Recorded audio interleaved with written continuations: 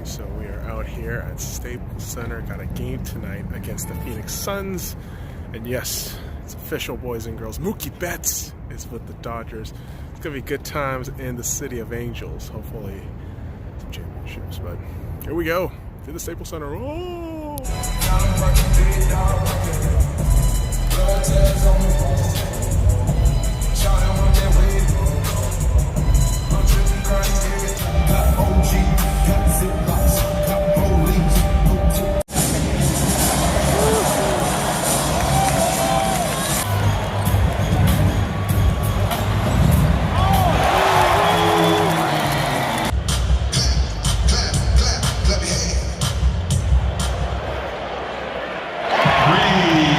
Fanboying too much at the Staples Center, not recording a proper fucking video, but it's a wonderful fucking time here at Staples. Lakers winning so far. So far.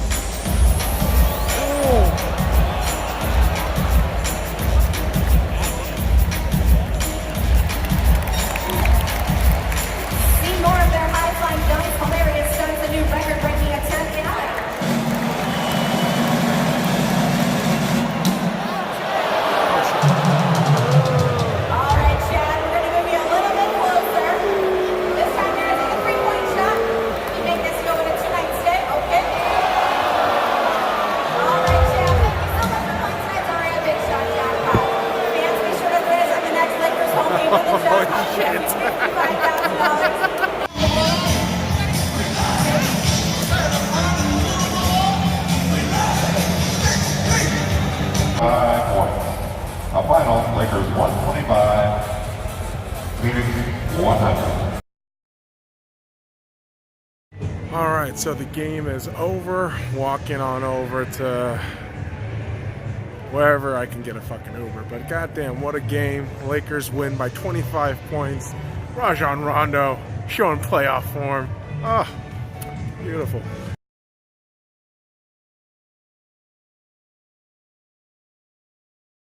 Alright, so it is a beautiful Tuesday morning here in Los Angeles, and the Lakers beat the shit out of the Phoenix Suns last night, 125-100.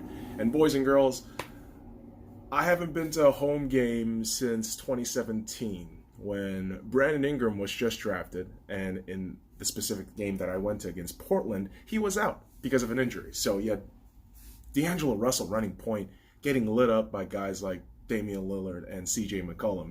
So to go back now, right, and to see this new roster was so refreshing. And there's this revitalized sense of optimism within the Staples Center. And I won't lie to you, every time I go to the Staples Center, it's almost like a spiritual place for me, especially growing up as a Lakers fan, watching Kobe, Shaq dominate, and then just Pow and Kobe.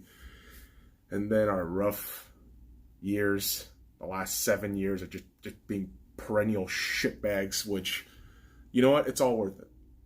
Watching a game like last night against the Phoenix Suns made those shit years worth it. And I'll tell you why. Because last night, not only was it a great matchup between division rivals, Phoenix Suns, Lakers, clearly long history there, but it was also a night where the Lakers were celebrating the life of Jerry Buss, and it was Jerry Buss night. We all know Dr. Buss, owner of the Lakers, until he passed away a couple years ago, that he was arguably one of the greatest owners in sports history. And man, every time I go to the Staples Center and watch the Laker girls, I realize after watching so many documentaries about the Lakers that Dr. Buss was a fucking genius.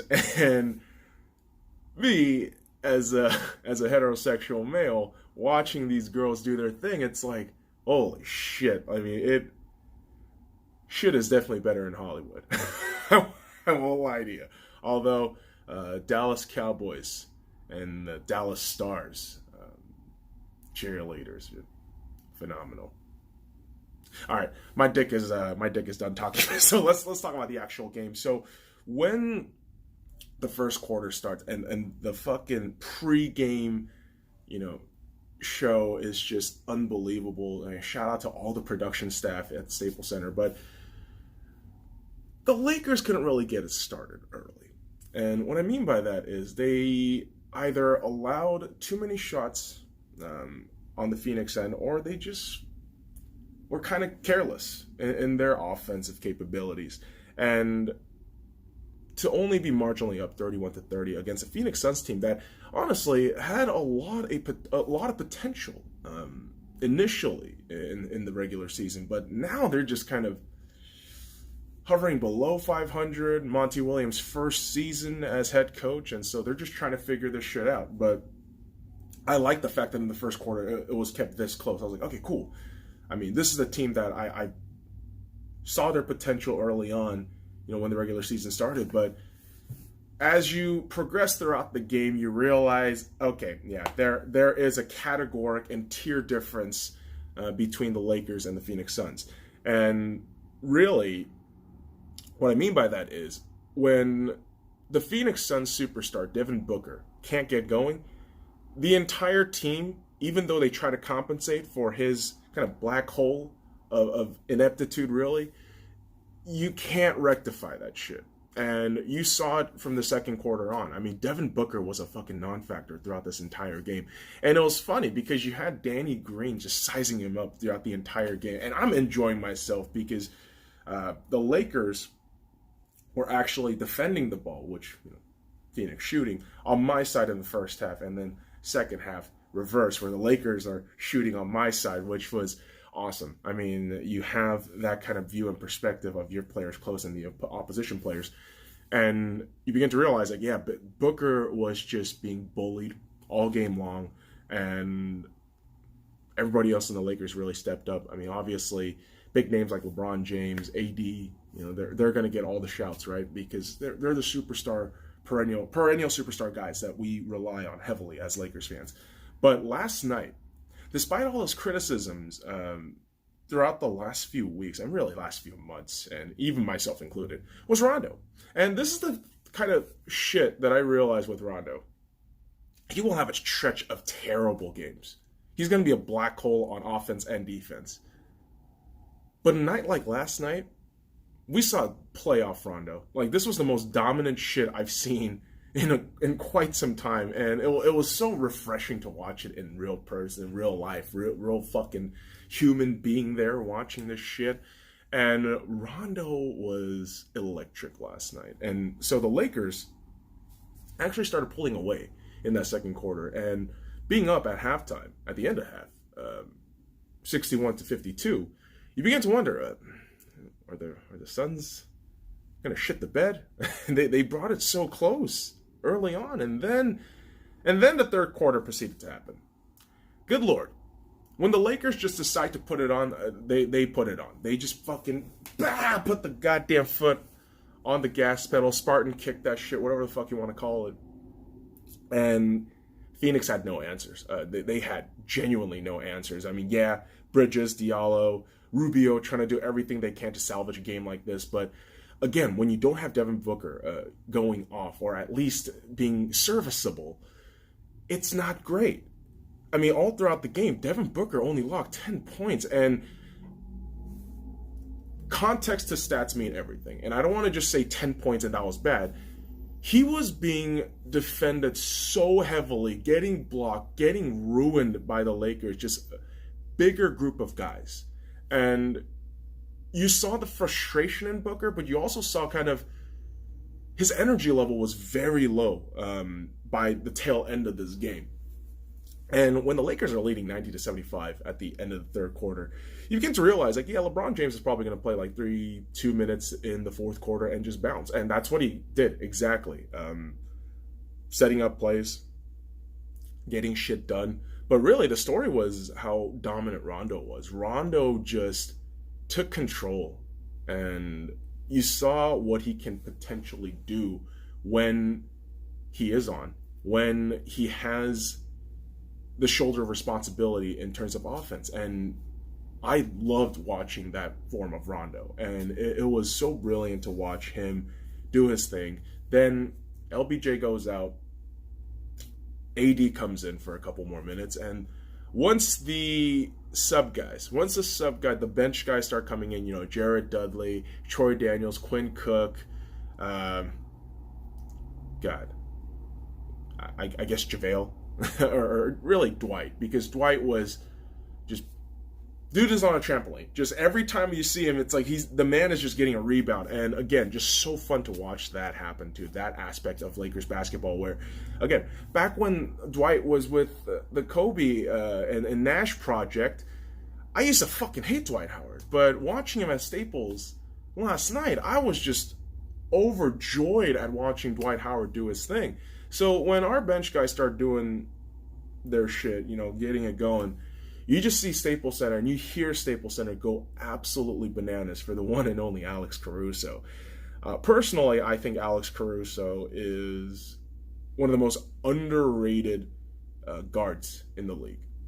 I know some people are going to say most overrated, most over-talked about, but that's just because he's with the Lakers. I think if you take the Lakers equation out, ignore the media shit, ignore everything else, not even point production, just defensively what he brings to the court is superb. And so the Lakers are able to close this game out 125-100. And, you know, this is my first ever Lakers game that I saw live, where I watched them in 2017 against the Portland Trail Blazers at Staples Center. I watched them against the New Orleans Pelicans in New Orleans, and saw them lose in 2018. And in 2020, I finally see my Lakers win in real life. So that shit was awesome. Having the fucking confetti and shit fall down and songs playing, it's such a great experience. And if you're not a Lakers fan, I still implore you to check out the Staples Center, which, curiously enough, there was a gentleman right in front of me who isn't a Lakers fan. Dude was from Portland, Trailblazers guy, and unfortunately a San Francisco Giants and 49ers fan, so I gave him a lot of shit. But we had a good time. And it's because the Lakers are just playing phenomenal basketball. But on the other side, you have the Phoenix Suns, who are struggling. Now, let's be real. 21-33 after this game. They are 21-33. Just completely falling apart from the projection, from where they were projected to be initially in the season. And so now, if you are a Phoenix Suns fan, you got to worry a little bit. You got to think, are we only at this level? Is this all we're going to do? Because Mikal Bridges, 18.6 rebounds, 3 assists, 1 steal, 1 block. And Cheick Diallo, 15 points, 4 rebounds, 3 assists, 1 block. Ricky Rubio, 13 points, 3 rebounds, 5 assists, 1 steal. Javon Carter, 13 points, 2 rebounds, 1 assist, and shooting his threes from 60%. It's not going to get you anywhere. Unfortunately, it's just not. And I understand that you don't have DeAndre Ayton. I understand that Dragon Bender is just kind of a meh. I don't know if he's still with your squad. But again, the whole thing with the Phoenix Suns comes down to one thing. Can Devin Booker play? And there's really three answers. Is dog shit, no. Maybe at like decent capacity, 20, 24 points. And then, oh fucking God, yes, where he is going on near Kobe-esque levels of shooting and blasting his way through. But unfortunately, yeah, for the Suns, he just did not show up yesterday. And for the Lakers, I mean, they finally put down on the Mamba mentality, and they realize, yeah, it's only 2 games left. Well, now only 1 game with the Denver Nuggets on Wednesday, that the Lakers have to now just kind of, encourage themselves and, all right, let's finish out the last game, get to All-Star Weekend, sigh of relief, 40th win, should be good to go. And so carrying that Mamba mentality had imprints of excellent plays from all our guys. And I want to pinpoint the 5 main just characters who really led way to this game being what it was. Absolute domination. Rondo, I've talked about Rondo. I heap praise on Rondo because this man, 23 points, 4 rebounds, 6 assists, and 1 steal. He was everywhere. He was everything yesterday, and it was amazing to watch. And you had Anthony Davis, obviously Anthony Davis, doing the beautiful thing of 25 points, 10 rebounds, 5 assists, 1 steal, 1 block. What can I say? It's AD, and I'm so glad he is on our squad. Holy shit, I used to bitch and moan when the actual trade happened, but now I realize that I'm an idiot. So there you go. And Dwight Howard, 14 points, 15 rebounds, 100% in field goals. Oh, just so awesome to watch Dwight thrive like this. And so getting to watch that was kind of catharsis for me, where I had so much animosity towards Dwight for so many years. Now it's just like, you know what? I just want him to win. I just want him to get along with the squad and win. And that's what's happening. And guys who, follow alongside LeBron James will understand that, yeah, it can be rough at times. The pressure that comes with being a LeBron James teammate. But if you put the work in, if you put the grind in, I mean, you're going to get results. And that's exactly what the Lakers did in this game. LeBron James, 17 points, 8 rebounds, 9 assists, 1 steal. What more can we say? When he's running point, it just works. And offensively, Rondo just dominating and controlling last night really helped out LeBron James in terms of minutes, in terms of keeping his energy level to a consistent level. But when we talk about energy, we got to talk about Kyle Kuzma. I know people don't really like the point tally with Kyle Kuzma right now. And, it's only single digit. He's not getting enough. 9 points, 8 rebounds, 4 assists, 1 steal, 2 blocks. And he had that really weird fluke basket going. But really think about this. Kyle Kuzma isn't AD or LeBron James. He is not the face of the organization to carry it forward. What he is an excellent third scoring option, or, and this is the big thing that people fail to realize, he is a ball of energy, youngest guy on the squad, and he can out-rebound motherfuckers in the power forward position. So if he can just channel that energy and just drive it through, I think this team is going to succeed immensely. And just really cool to watch them get that dub at home, where it was announced yesterday that 5 Lakers players are going to be part of Team USA eventually ahead of the 2020 Olympics. And LBJ, AD, Kuz, JaVale, and Dwight have all been selected, so congratulations to them. Hopefully everything goes well. And man, oh man, I mean, Staples Center last night was so dope. We got a little Jerry Buss patch here for Dr. Buss night. So it was a great night.